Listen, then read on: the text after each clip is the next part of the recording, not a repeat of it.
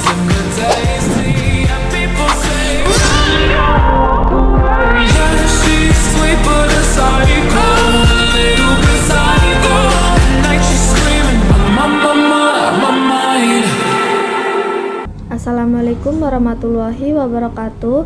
Perkenalkan, nama saya Sabila Putri Utami. Saya dari Universitas Pancasakti Bekasi dengan NIM 28923500085, Prodi Manajemen. Di sini saya akan mempresentasikan tentang tugas pengganti pertemuan kedua dengan mata kuliah Manajemen Keuangan dengan dosen pengampu Bapak Dermawan SIMM dengan judul Mengenal Emiten dan Laporan Keuangan di IDX.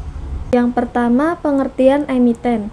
Emiten adalah perusahaan yang menerbitkan saham atau obligasi dan menawarkannya kepada publik untuk dibeli dan diperdagangkan di bursa efek. Emiten adalah perusahaan yang menerbitkan saham atau obligasi kepada publik melalui bursa efek dan mereka bertujuan untuk mendapatkan dana untuk pengembangan bisnis. Tujuan menjadi emiten, yaitu emiten bertujuan untuk mendapatkan dana tambahan melalui penjualan saham dan obligasi kepada publik, meningkatkan transparansi perusahaan, dan memperluas jangkauan bisnis. Contoh emiten yaitu PT Bank Sentral Asia atau TBK, PT Telekomunikasi Indonesia, dan PT Unilever Indonesia. Yang pertama, Bursa Efek Indonesia. IDX adalah lembaga yang menyediakan tempat dan fasilitas untuk perdagangan saham dan obligasi. Yang kedua, fungsi IDX. IDX berperan sebagai regulator pasar modal dan memfasilitasi transaksi jual beli saham dan obligasi. Apa itu Bursa Efek Indonesia atau IDX? Yang pertama, pasar modal. IDX adalah pasar tempat emiten menjual saham dan obligasi kepada publik. Para investor dapat membeli dan menjual saham di bursa. Yang kedua, fungsi IDX. IDX berperan sebagai platform yang menghubungkan emiten dan investor, memudahkan proses transaksi jual beli saham.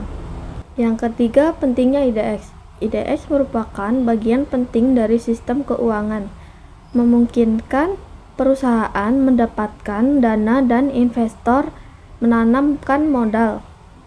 Cara mencari laporan keuangan emiten di IDX. Yang pertama, akses website IDX, yaitu dengan cara buka website resmi IDX dan mencari menu emiten. Yang kedua, cari kode emiten, yaitu dengan memasukkan kode emiten yang ingin kita cari, lalu klik tombol cari. Kemudian yang ketiga, temukan laporan keuangan, yaitu pilih menu, klik laporan keuangan dan pilih periode laporan yang kita inginkan.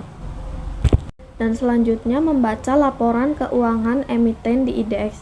Yang pertama, laporan laba rugi, yaitu menunjukkan kinerja profitabilitas emiten selama periode tertentu. Dan yang kedua, laporan arus kas, yaitu menunjukkan aliran masuk dan keluar kas dari aktivitas operasional, investasi, dan pendanaan. Dan yang ketiga, laporan posisi keuangan, yaitu menunjukkan aset, liabilitas, dan ekuitas emiten pada titik waktu tertentu. Hal-hal yang perlu diperhatikan dalam membaca laporan keuangan. Yang pertama, kesesuaian, yaitu pastikan laporan keuangan sesuai dengan standar akuntansi yang berlaku. Yang kedua, konsistensi, yaitu perhatikan perubahan metode akuntansi dan dampaknya terhadap laporan keuangan. Dan yang ketiga, catatan kaki, yaitu baca catatan kaki untuk informasi tambahan yang tidak tercantum dalam laporan utama. Dan yang keempat, analisis independen, yaitu melakukan analisis independen dan jangan hanya bergantung pada laporan keuangan saja. Dan yang terakhir, kesimpulan dan saran, yaitu mempelajari laporan keuangan emiten merupakan langkah penting dalam berinvestasi, yaitu melalui pemahaman yang baik kita dapat membuat keputusan yang lebih cerdas dan meminimalkan resiko. Mungkin hanya ini yang dapat saya sampaikan, selebihnya mohon maaf.